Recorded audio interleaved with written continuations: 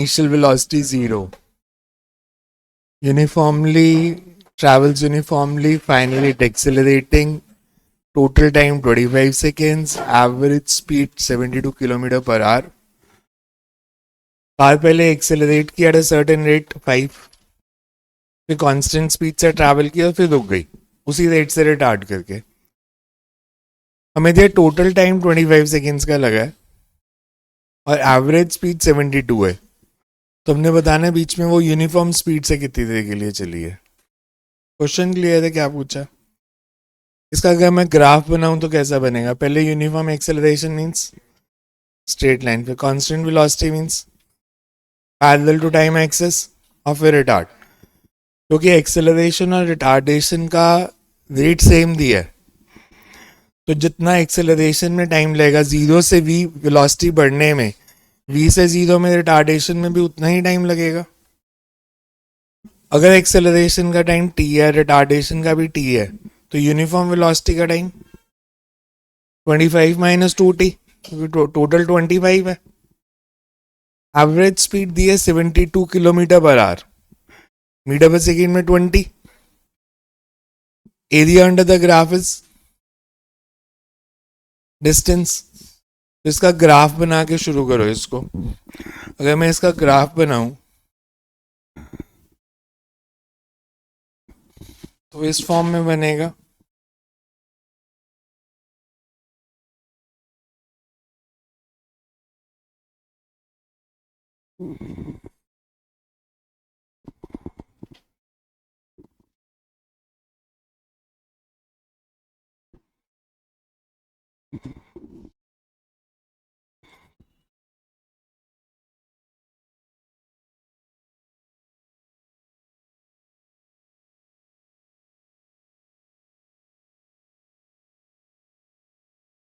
तो अगर मैंने लिया कि एक्सेलरेशन टाइम t के लिए बॉडी एक्सेलरेट की है स्टार्टिंग फ्रॉम रेस्ट u0, तो टाइम t के बाद वेलोसिटी कितनी हो जाएगी? 80, मतलब 5t. ये वैल्यू दी है इसकी मैक्सिमम वेलोसिटी एक्वायर्ड जो है.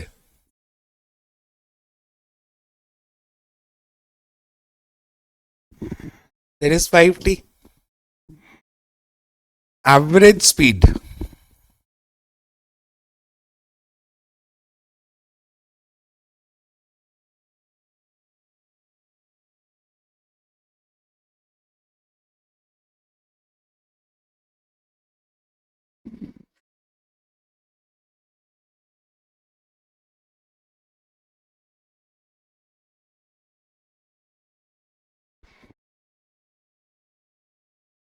मतलब area under the graph is 500 metre. तो यहां से t निकाल लो कितना आता है. ट्रपीजियम का एरिया का फॉर्मूला लगा दो. ट्रपीजियम का एरिया 500 है.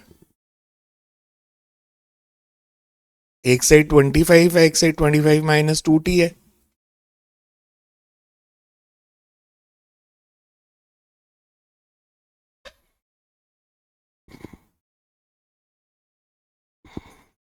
Area under VT curve.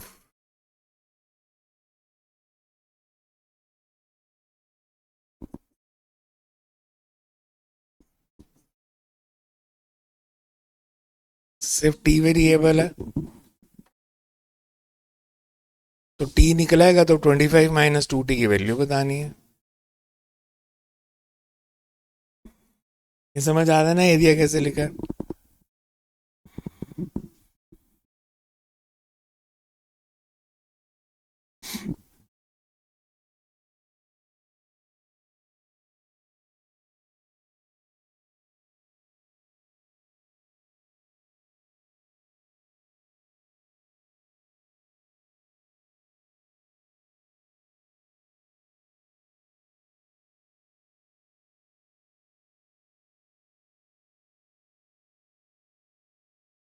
t कितना है? 2. t 20 है, टोटल 25 है. 5 तो 5 हुआ ना, फिर 20 तो हो ही नहीं सकता क्योंकि 2t 40 हो जाएगा. टोटल टाइम ही 25 सेकेंड्स का है. तो 15 सेकेंड आ जाएगा आंसर अगर t5 है तो, because time for uniform velocity is 25 minus 2t.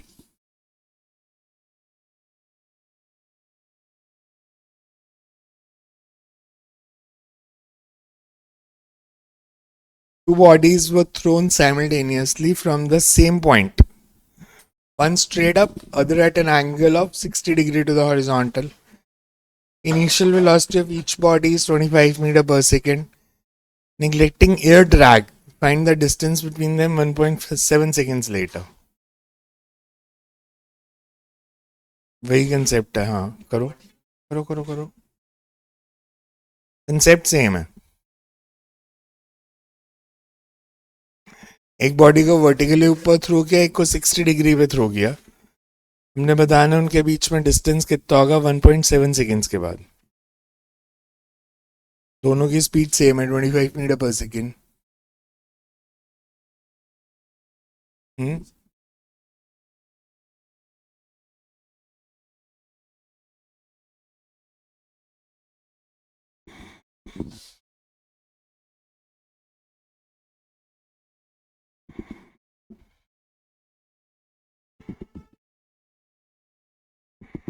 अगर मैं सिर्फ ये पूछूं कि जिस बॉडी को वर्टिकली अपवर्ड्स थ्रो किया है उसको हाईएस्ट पॉइंट पे पहुंचने में कितना टाइम लगेगा?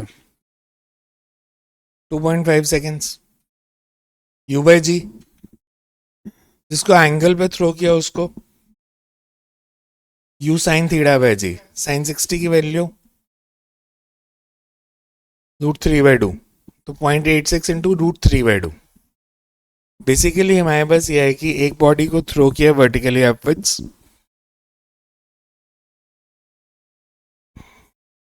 उसने हाईएस्ट पॉइंट पे पहुंचना है 2.5, तो 1.7 सेकेंड्स के बाद यहाँ कहीं होगी. दूसरी बॉडी को किसी एंगल से थ्रो किया, हमें नहीं पता, लेट इट बी वो यहाँ है, तो ये डिस्टेंस बताना है. बिकॉज इसका डिस्टेंस कितना होगा, थोड़ी नीचे होगी.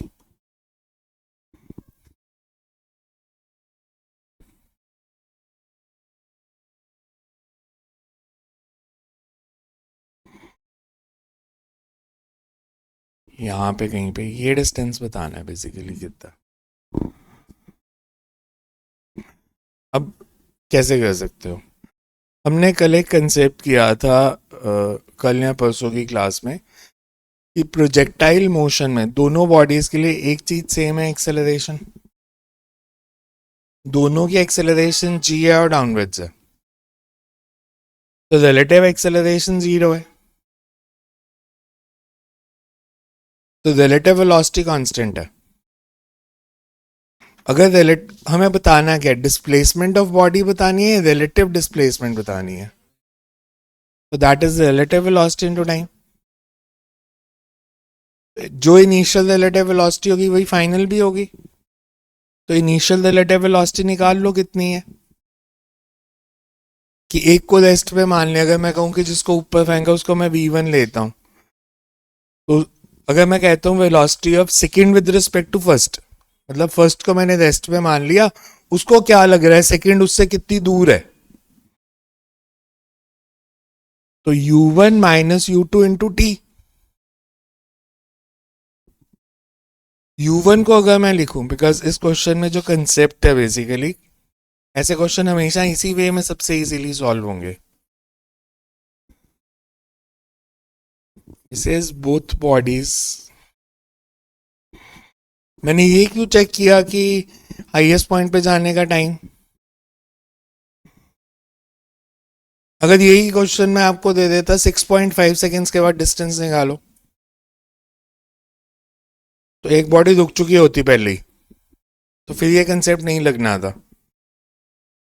फिर मान के चलना पड़ेगा कि एक बॉडी ग्राउंड पे है, दूसरी 6.5 सेकेंड्स के बाद कहाँ पे है, तो वो डिस्टेंस निकालना था.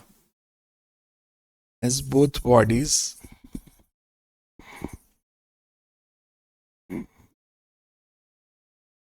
moving under uniform field,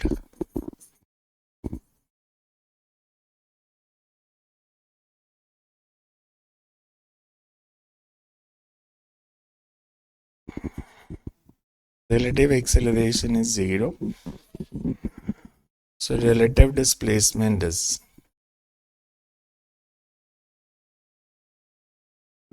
relative velocity निकालनी है तो इट्स u1 को मैं क्या ले सकता हूँ, जिसको वर्टिकली अपवर्ड्स फेंका वो 25J, जिसको एंगल पे थ्रो किया उसकी वेलोसिटी कितनी है 25, इस डायरेक्शन में cos 60, cos 60 is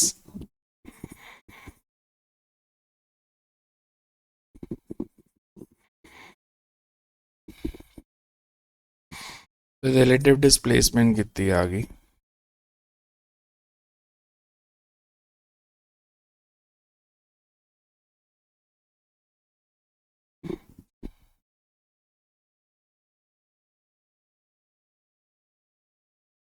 इसका मैग्नीट्यूड निकालना है तो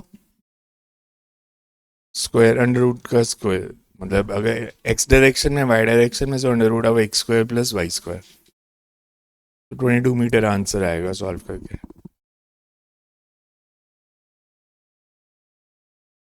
बहुत लेंथी हो जाएगा।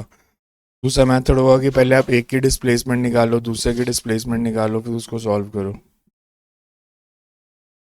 तो रिलेटिव एक्सेलरेशन 0 है, इसलिए सिंपल होता है कि रिलेटिव वेलोसिटी इनटू टाइम।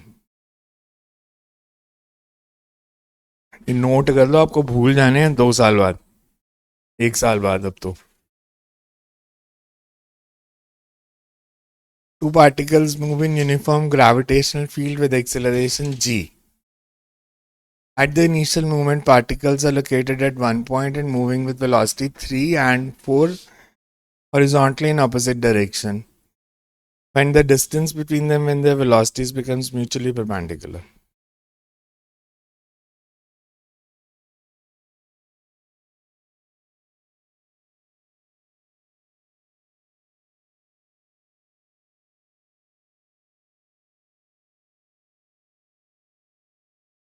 पिछले क्वेश्चन में और इस क्वेश्चन में क्या डिफरेंस है? पिछले क्वेश्चन में टाइम दे दिया था कि 1.7 सेकेंड्स के बाद निकालो। क्वेश्चन ऑलमोस्ट सेम है, सारा लॉजिक सेम है, टाइम नहीं बताया, पर तब निकालो जब इनकी वेलोसिटीज परपेंडिकुलर हो गई हैं। तो सबसे पहले हमें यही चेक करना पड़ेगा कि इनकी वेलोसिटीज परपेंडिकुलर कब है। दोनों की इनिशियल वेलोसिटी पता है, हॉरिजॉन्टली थ्रो किया एक को 3 से एक को 4 से और ऑपोजिट डायरेक्शन में। तो अगर एक की इनिशियल वेलोसिटी में लेता हूं 3i कैप, दूसरे की -4i कैप, एक्सेलरेशन दोनों की -gj कैप, फाइनल वेलोसिटी का फॉर्मूला u प्लस at, दोनों की फाइनल वेलोसिटी वेक्टर फॉर्म में आ जाएगी। अगर वो परपेंडिकुलर हैं तो उन दोनों वेलोसिटीज का डॉट प्रोडक्ट 0 होना चाहिए, वहां से टाइम आ जाएगा। एक बार ये आपके पास टाइम आ गया, इनिशियल रिलेटिव वेलोसिटी कितनी है 7, तो कितना डिस्टेंस होगा 7 इंटू जो टाइम आया। सिर्फ एक ही चीज चेंज की ना, उन्होंने टाइम नहीं बताया, उन्होंने कहा तब निकालो जब इनकी वेलोसिटीज परपेंडिकुलर है। तो आपको सबसे पहले वो टाइम ही निकालना है और उसके बाद relative velocity into time.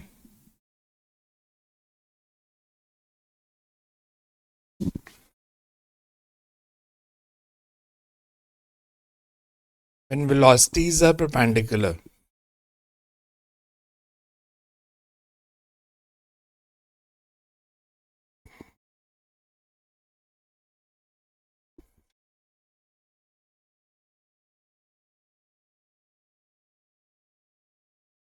v1 dot v2 should be 0। v1 कितना है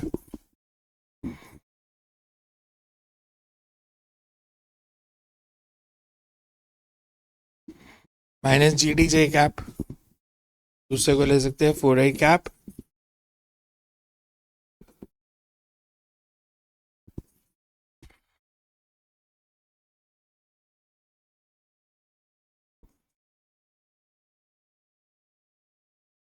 रिलेटिव डिस्प्लेसमेंट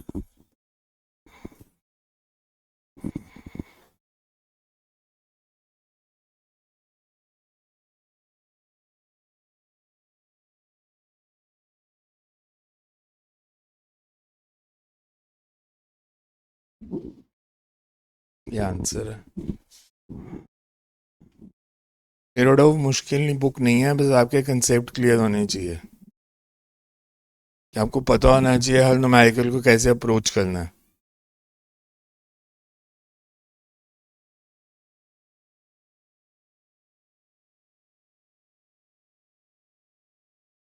आया समझ कैसे किया सारा?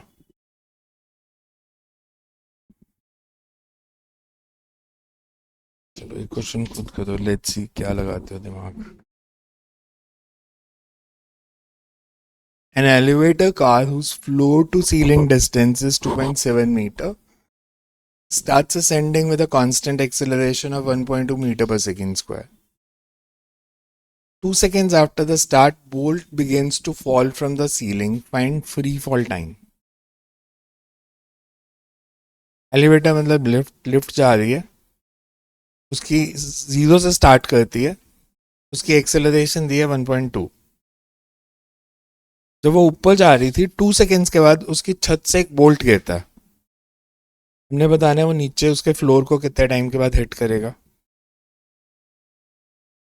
गिरता है। मतलब 2 सेकेंड्स वो चल चुकी थी तो एक बोल्ट गिर गया छत से।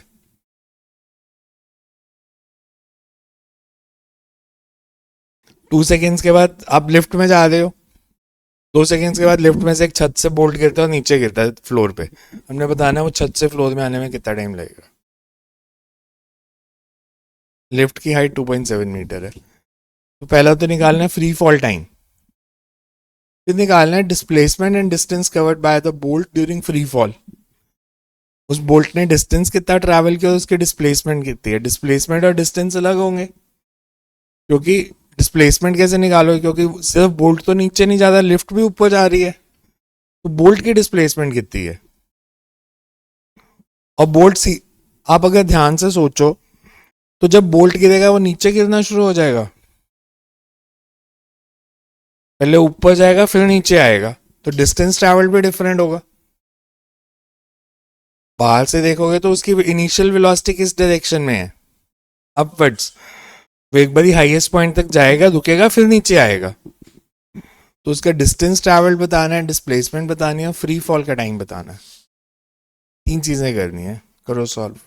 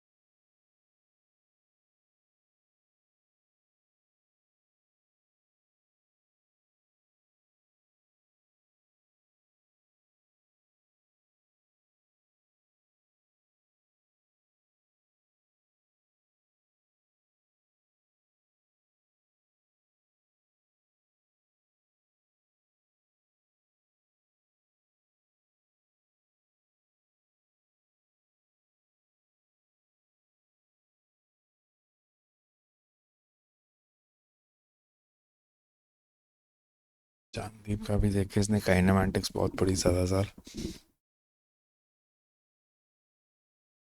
तो पहले फर्स्ट तो कर, फर्स्ट तो ऐसे फ्री वाले नंबर है क्या, सेकंड पार्ट में है, फर्स्ट में नहीं है। क्यों नहीं है वो आप सोचो, मेरे को रीजन चाहिए उसका। क्या?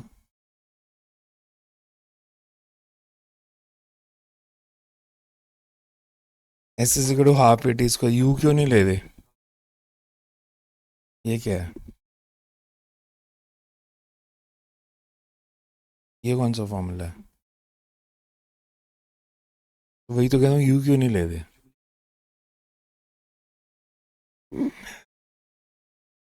इनिशियली जब बोल्ट गिरा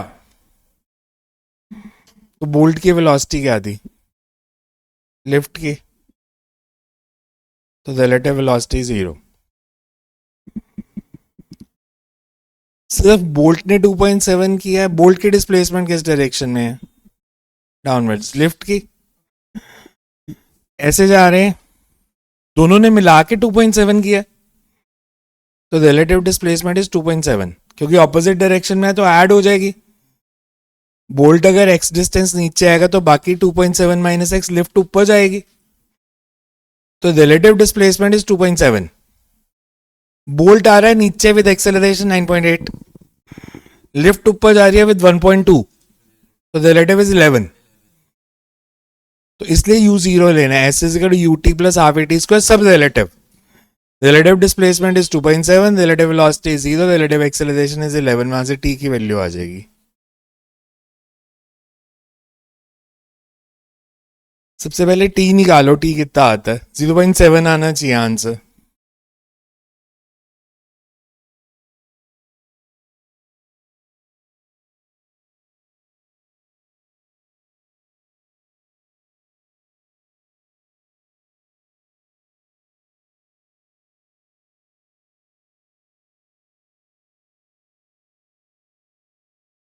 आगे आंसर 0.7। ठीक है, वी से दैट।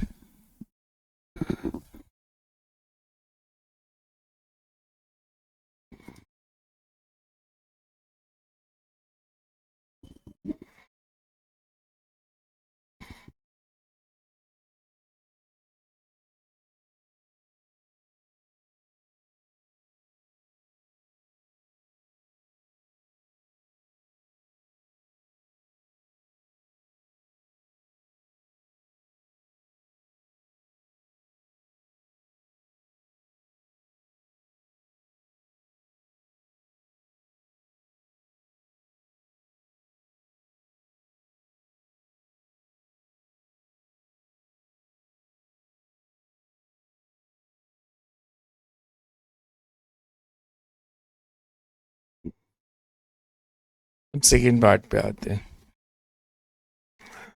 अगर मैं पूछूं 0.7 सेकेंड्स में लिफ्ट ने कितना डिस्टेंस ट्रैवल किया? लिफ्ट ने कितना डिस्टेंस ट्रैवल किया?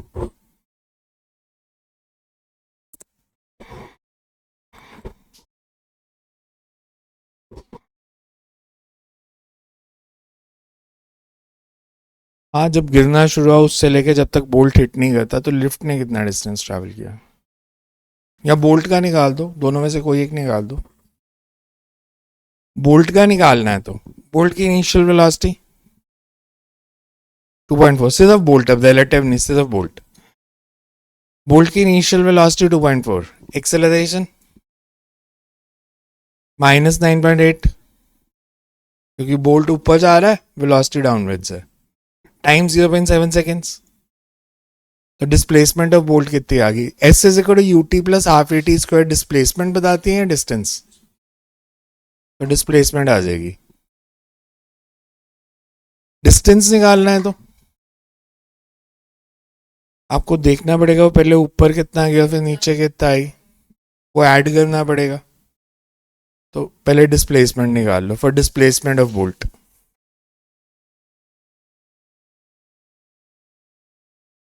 Initial velocity 2.4, acceleration -9.8, t 0.7।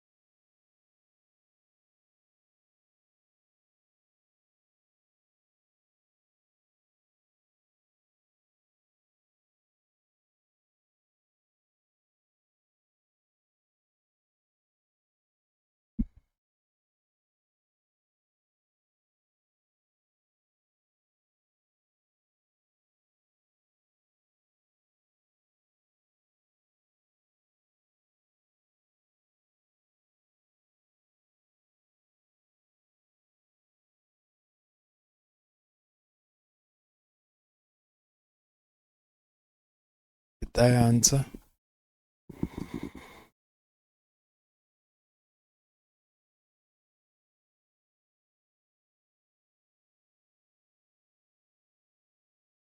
तो 0.7 लिख लो, 0.7 मीटर। नेगेटिव आ रहा है बिकॉज वो नीचे आया है, तो 0.7 metre.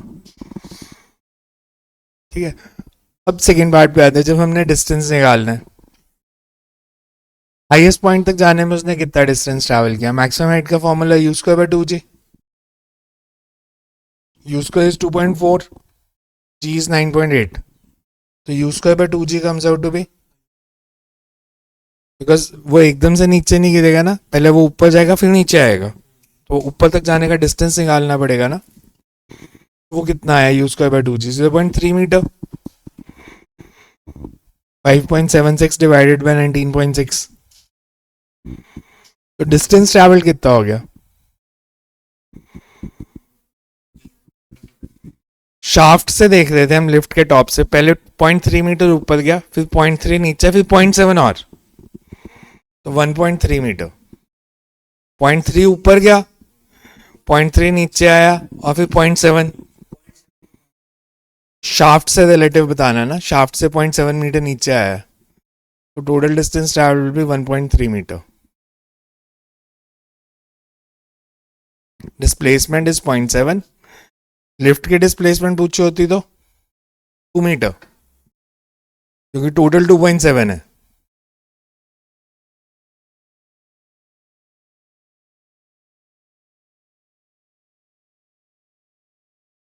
From point A located on highway, one has to get, figure देता हूँ मैं इसकी, one has to get by car as soon as possible to point B located in the field of at a distance L from the highway. It is known that car moves with in the field eta times slower than that on the highway. At what distance from D one must turn off the highway? आपको ऐसे diagram दिया था इस question में।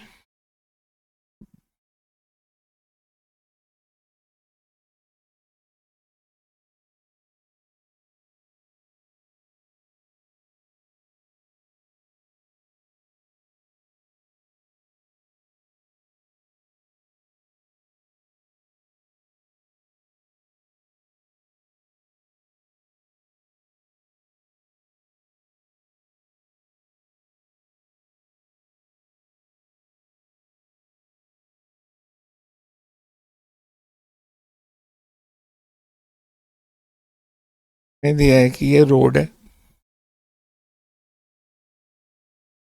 ये field है।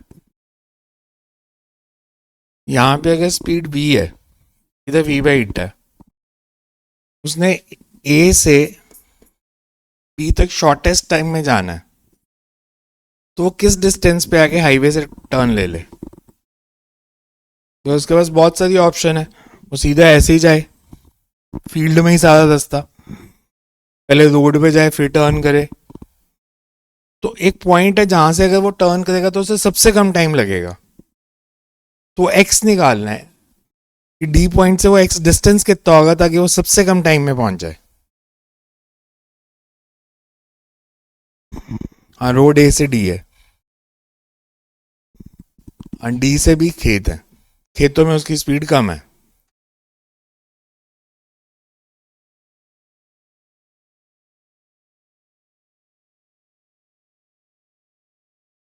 ए point कितनी दूर है इससे फर्क नहीं पड़ेगा।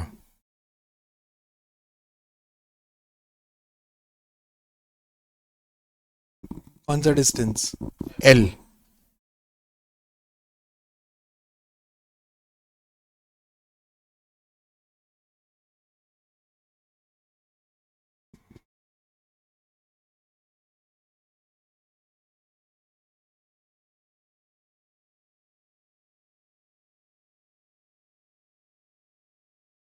कैसे कर सकते हो? अच्छा, अगर मैं ऐसे बोलूं,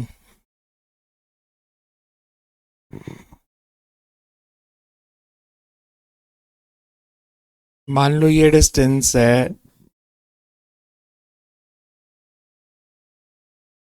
एक्स नॉट, इस पाथ से उसने जाना है ए से सी, सी से भी, उसको टाइम लगेगा कितना? फॉर्मूला क्या होगा? उसने सड़क पे कितना डिस्टेंस ट्रैवल किया है? सड़क पे x0 - x, और खेतों में कितना किया है? हाइपोटेन्यूज कितना है? √(L²+x²). यही बना ना, ये डिस्टेंस है √(L²+x²). ये इसने फील्ड में ट्रैवल किया, और ये डिस्टेंस जो है ये सड़क पे ट्रैवल किया। तो टाइम कितना लगा इसे, जितना सड़क पे लगेगा प्लस जितना फील्ड में लगेगा। सड़क पे डिस्टेंस ट्रैवल किया x0 - x, और उसकी स्पीड थी v। फील्ड में डिस्टेंस ट्रैवल किया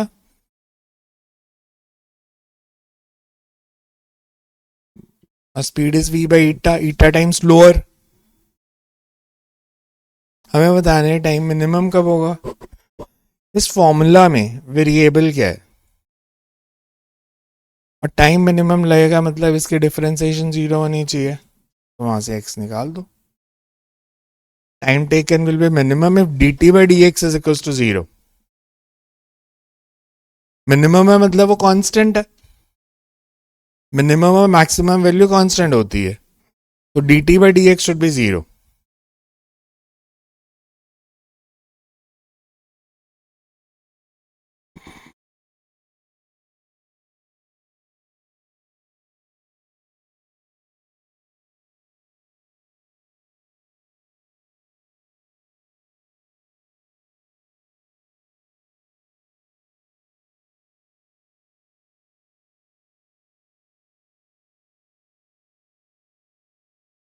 time to be minimum,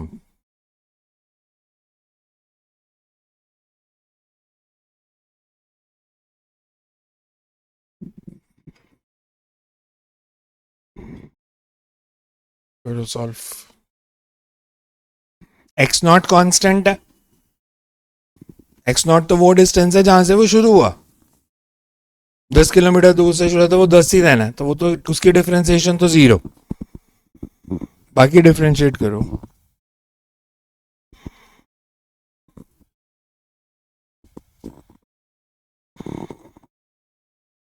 x की डिफरेंशिएशन क्या होगी? 1 √(L²+x²) की L²+x² is to power half, तो इसकी differentiation half L²+x² is to power -½ into 2x, तो वहां से x आ जाएगा।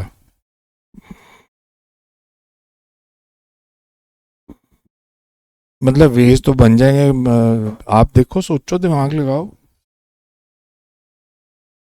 इससे छोटा मेथड कोई नहीं मिलेगा, और डिफरेंशिएशन करनी पड़ेगी बिकॉज मिनिमम टाइम है, तो उससे नहीं बच सकते आप। डिफरेंशिएशन की चिंता ना करो, तो आपने 12th में मैथ्स में बहुत करनी है, मतलब मैथ्स के टीचर्स ने 1 महीना लगे थे ना उसके ऊपर, बिकॉज डिफरेंशिएशन और इंटीग्रेशन मिला के आपको 12th क्लास के फाइनल एग्जाम में 50 नंबर की आनी है, तो आधा पेपर यही होगा। आर डी शर्मा का पूरा एक वॉल्यूम है, 2 वॉल्यूम है, एक में सिर्फ डिफरेंशिएशन इंटीग्रेशन ही है, तो वो तो आपकी भी मार्च में अगर शुरू होगा तो जून तक आपकी डिफरेंशिएशन इंटीग्रेशन मेरे से बहुत बेटर हो जाएगी, बिकॉज मैं तो उतनी फिजिक्स में सीखता हूँ जितनी फिजिक्स में चाहिए, आप तो पता नहीं कौन कौन से क्वेश्चन करोगे।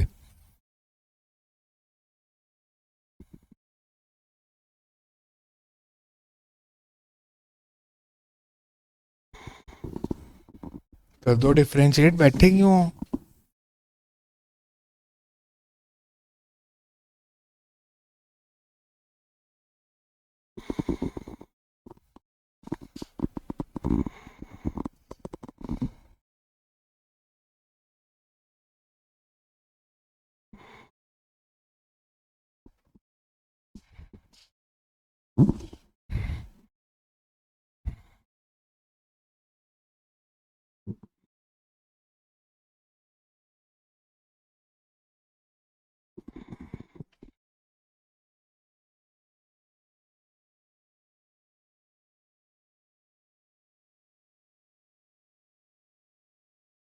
यहाँ से x निकालना है।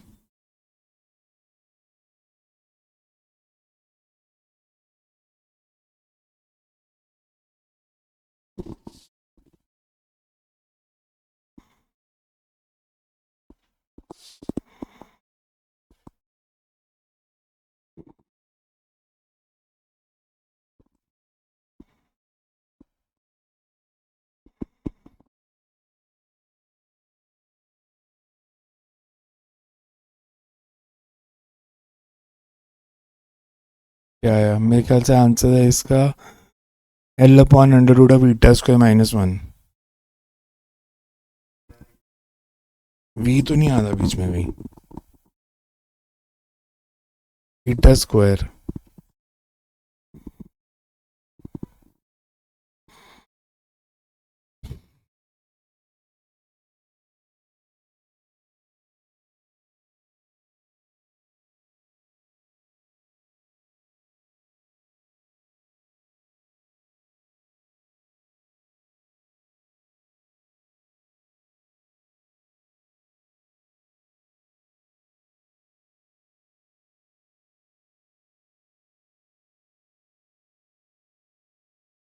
So x is eta L/β² - 1 का अंडर रूट।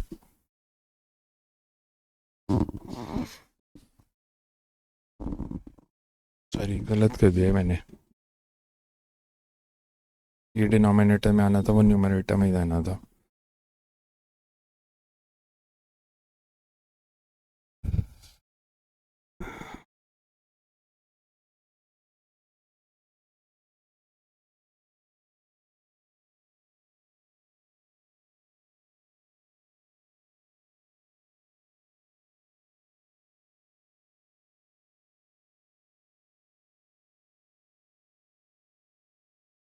ये आंसर है।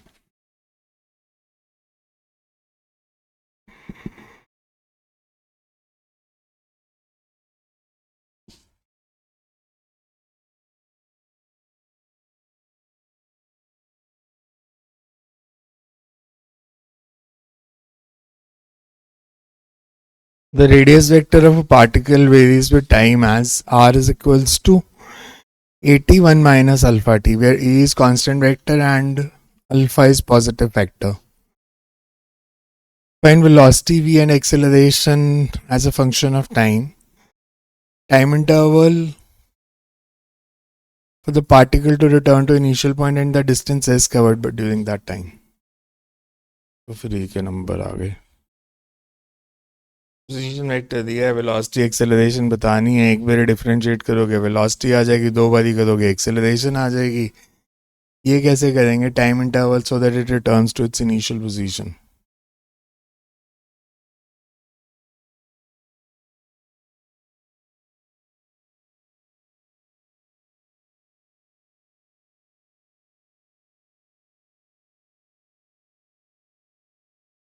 जहाँ से आप शुरू है वहीं पे वापस आ गए तो डिस्प्लेसमेंट ज़ीरो है, उसको ज़ीरो पुट कर दोगे तो आंसर आ जाएगा। ये करके देखना, पीडीएफ में भेज दूंगे तो ऐसे ही फालतू का क्वेश्चन। ये करो। Velocity of a particle moving in positive direction is varies with x-axis as v is equals to alpha under root x, a under root x, where a is constant.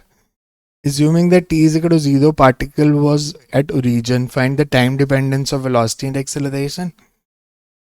Mean velocity averaged over the time that particle takes to cover first s meters.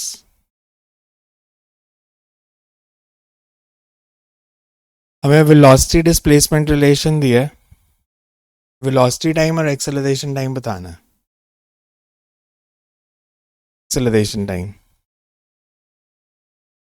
v is equal to alpha under root x या a under root x कुछ भी ले लो, तो वहां से velocity time और acceleration time।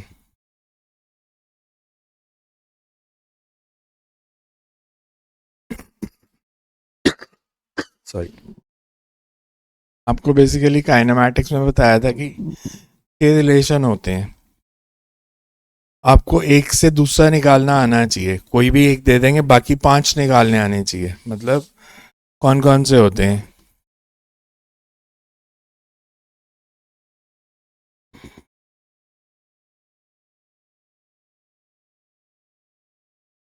इनमें से कोई एक दे देंगे तो बाकी पांचों निकाल सकते हो आप।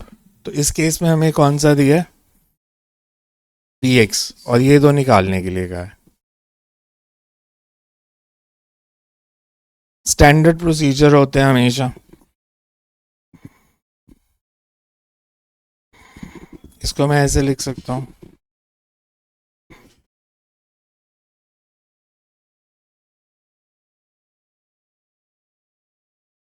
इसको इंटीग्रेट कर देंगे तो एक्स टी रिलेशन आ जाएगा।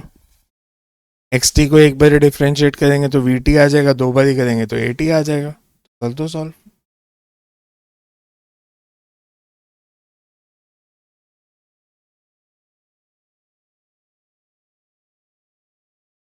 वी टी और ए टी निकालना है।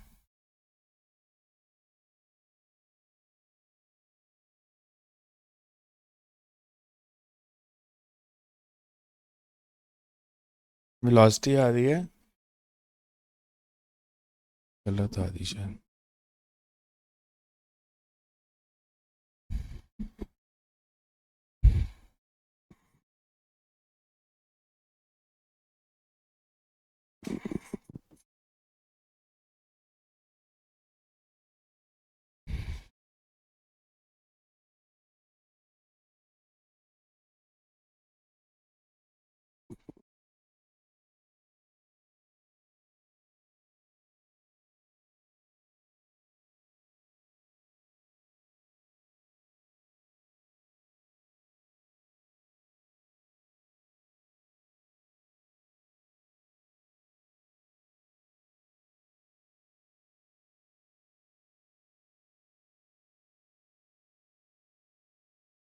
वो इसमें और भी आपको कह सकते थे, they can say draw velocity time graph, acceleration time graph, तो बना सकते हो।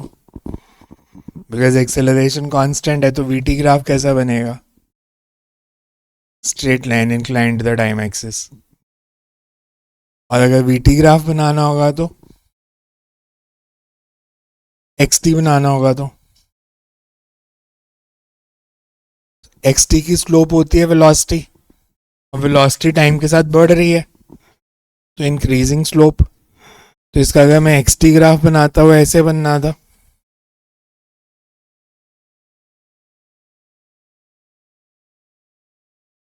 अगर वी टी बनाते तो इट विल बी स्ट्रेट लाइन।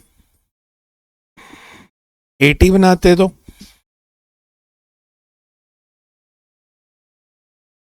कोई भी ग्राफ बना सकते थे। सेकेंड पार्ट है find the mean velocity average over a distance of s metre. Mean velocity is total distance travelled upon total time taken. S metre cover करने में टाइम कितना लगेगा, यहां से निकालो। X is equal to s,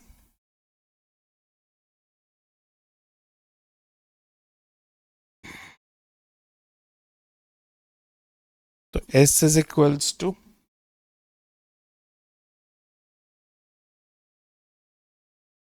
तो टी कितना आ गया,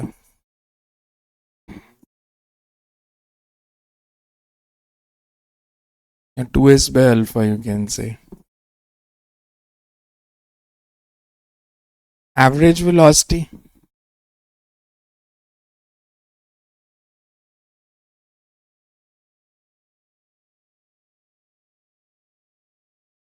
total velocity upon time take, total displacement upon time taken.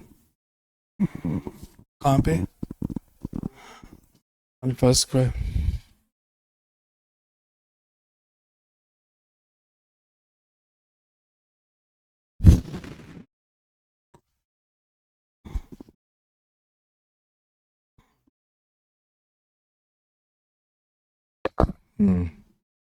उल्टा कर दिया।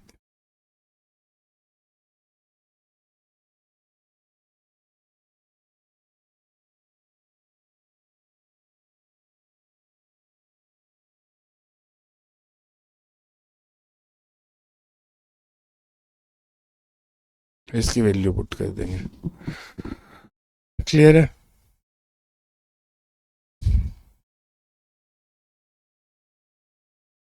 अब एक्सेलरेशन वेलोसिटी रिलेशन दिया, point moves rectilinearly with acceleration whose modulus depends upon a is alpha under root v। Acceleration की वैल्यू दी, acceleration velocity relation. At the initial moment, velocity is v naught, distance traveled before it stops. Variable acceleration दिया, acceleration को w लिखा होता है यूरोडोव में. तो acceleration दी है मैग्नीट्यूड. एक्सेलरेटिंग का मतलब है उसकी स्पीड कम हो रही है. इनिशियल स्पीड v नॉट है, हमने बताना है कितना डिस्टेंस ट्रैवल करके रुकेगी और कितने टाइम के बाद. करो सॉल्व, करो करो करो. हाँ, मतलब कंफ्यूजन अगर आपको हो रही है तो कुछ नहीं है, उसको w की जगह a ले लो, a की जगह अल्फा ले लो, बीटा ले लो, कुछ भी ले लो, तो कांस्टेंट ही है. तो उसने w एक्सेलरेशन ली हुई है.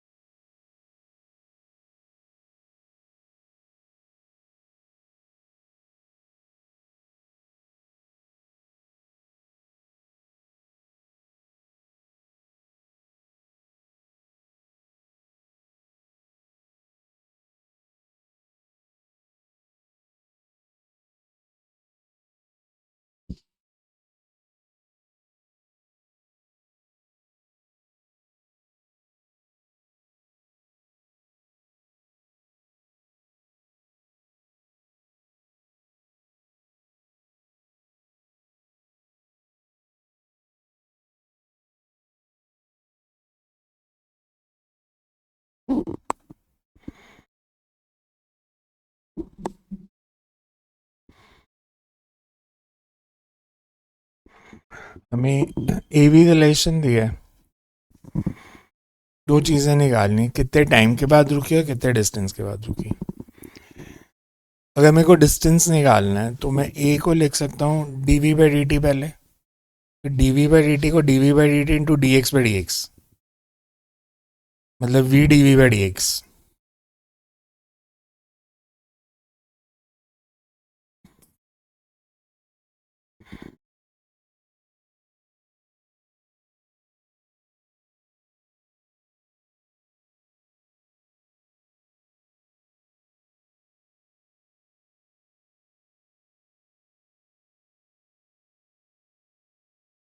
इसको ऐसे लिखते थे हम काइनेमैटिक्स में,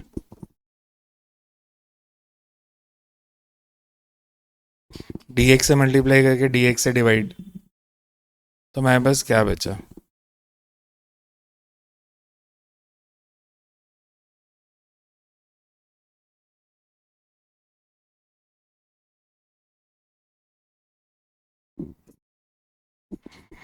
velocity varies from, यहाँ से एस निकाल लो. नेगेटिव लेते हैं बिकॉज एक्सेलरेशन दी है.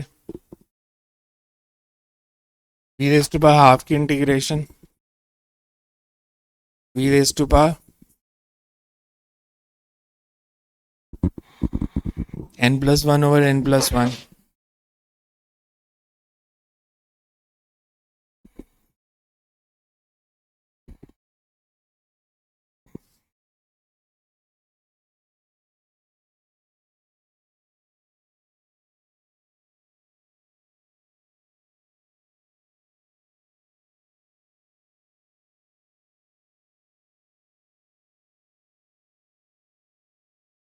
This is the distance traveled before the body stops. कितने टाइम के बाद?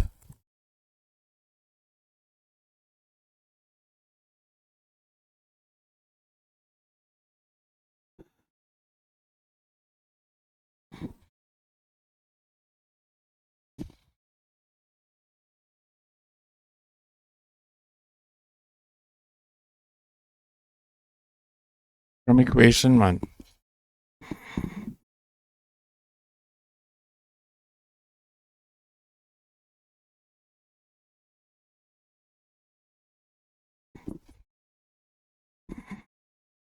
अगेन इंटीग्रेट, यहाँ से टी आ जाएगा।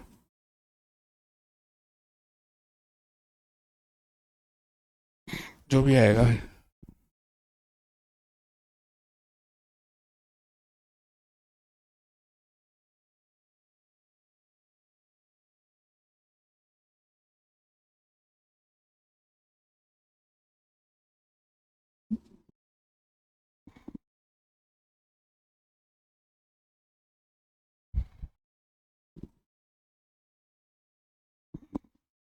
सो इसकी इंटीग्रेशन हो जाएगी 2 under root v, 2 under root v naught is equals to alpha D.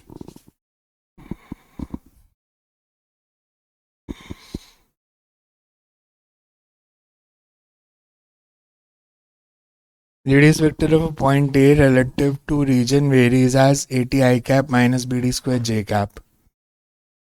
I and j are unit vectors. Equation of trajectory बतानी है। Position vector दिया है at minus bt square j cap. Equation of trajectory क्या होती है? Relation between x and y coordinates कोई भी तो निकालो क्या है। x और y कोऑर्डिनेट में रिलेशन क्या बन रहा है? x कितना है r के हिसाब से? x कितना है 80। t कितना है फिर? x by A. y कितना है? तो t को x बाई ए पुट कर दो, वो इक्वेशन ऑफ ट्रेजेक्ट्री आ गई। बेसिकली टाइम ही एलिमिनेट करना है ना। x इज इक्वल टू 80 से t निकाल के सेकंड में पुट कर दो y is equal to bt square में, वो इक्वेशन ऑफ ट्रेजेक्ट्री बन जाएगी। माइनस लेना है।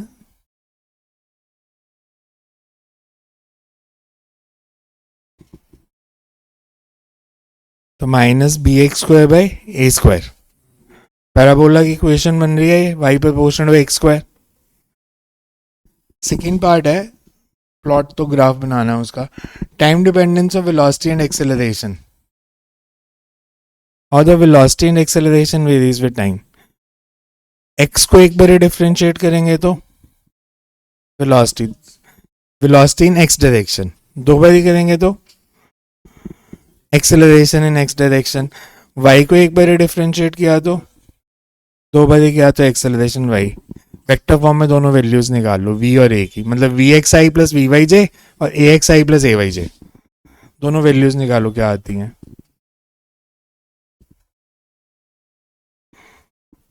मैंने एरोडॉफ सॉल्व करानी है बिकॉज आपके दिमाग से मिथ निकलना चाहिए कि एरोडॉफ मुश्किल बुक है। जिसने नहीं पढ़ना उसको तो एनसीईआरटी भी मुश्किल लगनी है।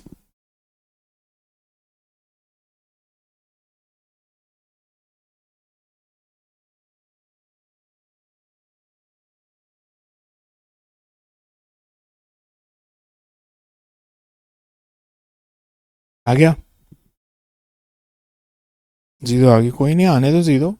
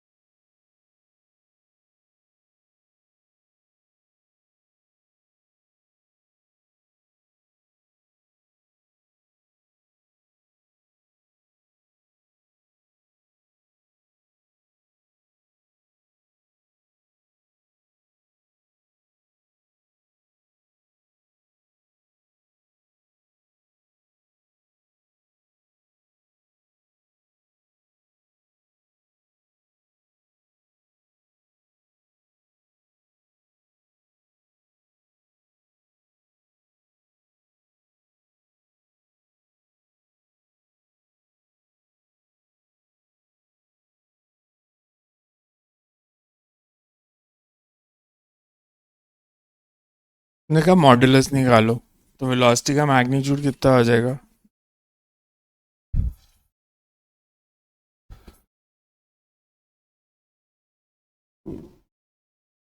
और एक्सेलरेशन का मैग्नीट्यूड 2b।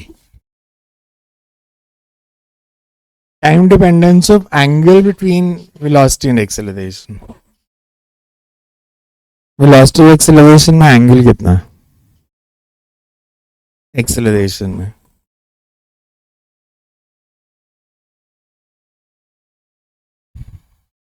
tan theta.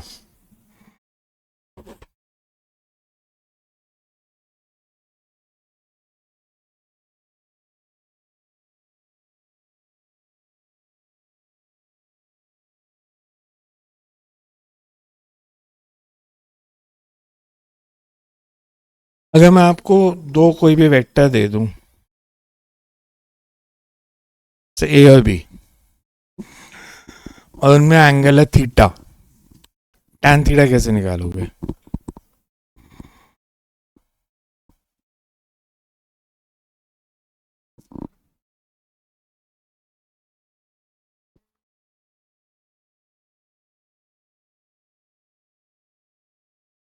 वो तो रिजल्टेंट का एंगल निकलेगा।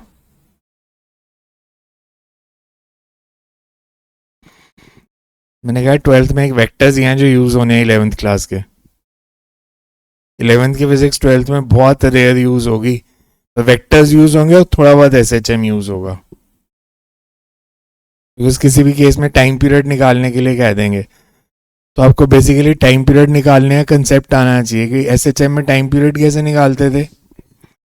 प्रूफ करते थे acceleration proportional displacement with t is equal to 2 pi under root x by. तो वो कंसेप्ट एक आना चाहिए, वेक्टर्स बहुत अच्छे से आने चाहिए, बिकॉज 12th के आधे चैप्टर वेक्टर्स के ऊपर डिपेंडेंट है। इलेक्ट्रिक फील्ड, मैग्नेटिक फील्ड, सब वेक्टर्स हैं। बिकॉज 11th में आपने पढ़ा जो 9th की फिजिक्स थी, और 12th में पढ़ना है जो 10th की फिजिक्स थी, इलेक्ट्रिसिटी, मैग्नेटिज्म और लाइट मेनली, और modern physics, the model of an atom, photo electric effect, Bose model, वो सब मॉडल पढ़ेंगे हम। पर 12th में आधा टाइम हमारी इलेक्ट्रिसिटी मैग्नेटिज्म ही चलेगी। 3 महीने लगभग लग जाते हैं इलेक्ट्रिसिटी मैग्नेटिज्म करने में, और सारा वेक्टर्स हैं। अच्छा, अगर मैं आपसे पूछूं दो वेक्टर्स हैं a and b, a cross b का मैग्नीट्यूड क्या होगा? ए क्रॉस बी का magnitude, a b sine theta, a dot b का मैग्नीट्यूड, तो रेशो ले लूं तो वही तो निकालना है। हमने ए निकाल लिया, वी निकाल लिया, ए क्रॉस वी का magnitude upon a dot b, that's tan theta. So अगर मेरे को angle between a and b निकालना है कभी भी,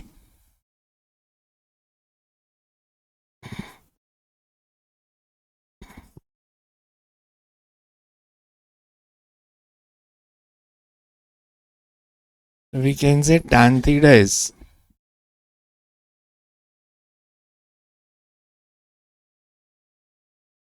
क्रॉस प्रोडक्ट लेना आता है और डॉट प्रोडक्ट भी लेना आता है, तो ए क्रॉस वी का magnitude upon a dot b का मैग्नीट्यूड। ए क्रॉस वी का मैग्नीट्यूड बताना क्या होगा? इन दोनों का cross product, j cross i is i cross j is k, यहाँ पे माइनस जे क्रॉस आई के, तो वो निकाल सकते हैं उसका मैग्नीट्यूड। ये तो जीरो आ जाएगा जे क्रॉस जे, तो डॉट प्रोडक्ट लेंगे तो ये जीरो आ जाएगा और ये आ जाएगा 4b², बस हो गया सॉल्व।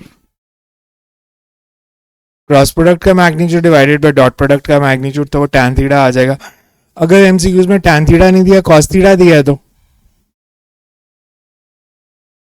तो फिर a dot v upon magnitude of a dot b, because अगर cos थीटा निकालने के लिए कहा होता तो हम ये कर देते,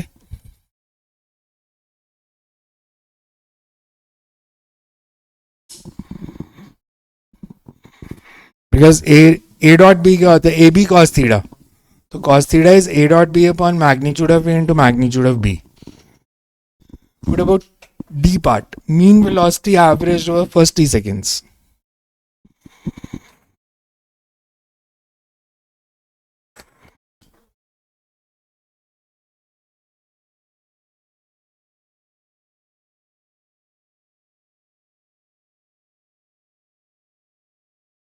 टी सेकेंड में इसकी डिस्प्लेसमेंट निकाल सकते हो, because mean velocity is displacement upon time. T seconds में डिस्प्लेसमेंट कितनी होगी? इनिशियल वेलोसिटी कितनी है? इनिशियल वेलोसिटी मतलब t इज इक्वल टू 0. यही गैप. एक्सेलरेशन कितनी है? तो displacement is ut plus half at square. Average velocity is, acceleration constant है इसलिए मैं इक्वेशन लगा सकता हूं. Average velocity is displacement upon time, ut plus half at square divided by t.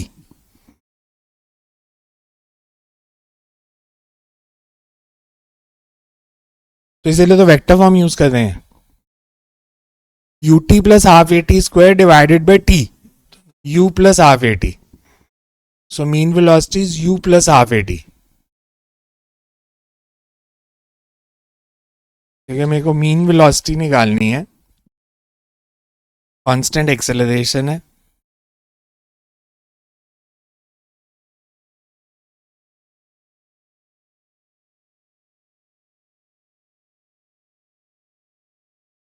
And u is not velocity, u is initial velocity.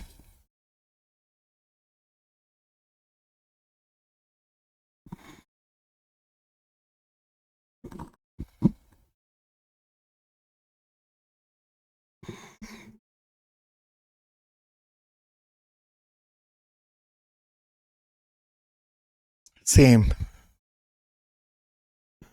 x की value क्या दी है? 80. t is, second में पुट कर दें, इक्वेशन ऑफ ट्रेजेक्ट्री आ गई. Equation of trajectory निकालने का ये सबसे आसान मेथड होता है. एक्स और वाई का टाइम के साथ रिलेशन दिया है, तो एक्स टी रिलेशन से टी निकाल के वाई टी में पुट कर दो, वो इक्वेशन ऑफ ट्रेजेक्ट्री बन जाएगी. उसके बाद उन्होंने कहा velocity and acceleration of point as a function of time. एक बार ही डिफरेंशिएट करेंगे तो velocity as a function of time, दो बार ही करेंगे तो एक्सेलरेशन. उसके बाद movement of which velocity and acceleration vector makes an angle of pi by 4. पहले दो पार्ट देखो तो पिछले न्यूमेरिकल से ऑलमोस्ट मिलते जुलते हैं. थर्ड पार्ट में उन्होंने कहा कि वेलोसिटी एक्सेलरेशन में 45 का एंगल है. 45 का एंगल तब बनता है जब ए क्रॉस बी का मैग्नीट्यूड और ए डॉट बी का मैग्नीट्यूड सेम हो. एक यहाँ जो हमने पीछे फॉर्मूला लिखा था, tan 45 is a cross b upon a dot b, तो दोनों इक्वल होंगे तो tan 45 1 आ जाएगा. तो a cross B, sorry, A cross B और ए डॉट बी को इक्वेट कर दो. ए 0 कैसे आएगा? वाई का टी स्क्वायर की टर्म बन रही है वाई में, दो बार डिफरेंशिएट करके कांस्टेंट आएगी. बस टी स्क्वायर आ रहा है ना, टी स्क्वायर को दो बार डिफरेंशिएट करोगे तो कांस्टेंट आएगी. सिंपल लॉजिक होता है. देखो, अगर आपको कोई भी distance time displacement time relation दिया है और वो टाइम के प्रोपोर्शनल है तो एक्सेलरेशन 0 आ जाएगी. अगर वो टी स्क्वायर के प्रोपोर्शनल है तो कांस्टेंट आ जाएगी. टी की पावर 2 से ज्यादा है तो वेरिएबल आएगी.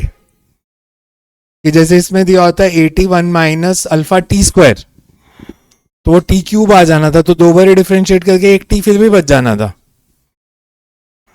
तो अगर टी के प्रोपोर्शनल हो तो एक्सेलरेशन 0. डिस्प्लेसमेंट अगर टी स्क्वायर के प्रोपोर्शनल हो तो acceleration constant.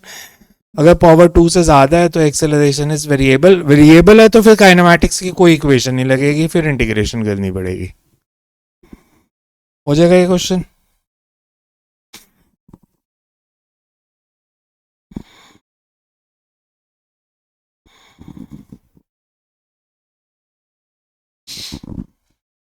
Distance transfers during time t, angle between, हो जाएगा ये भी सेम ही ऑलमोस्ट.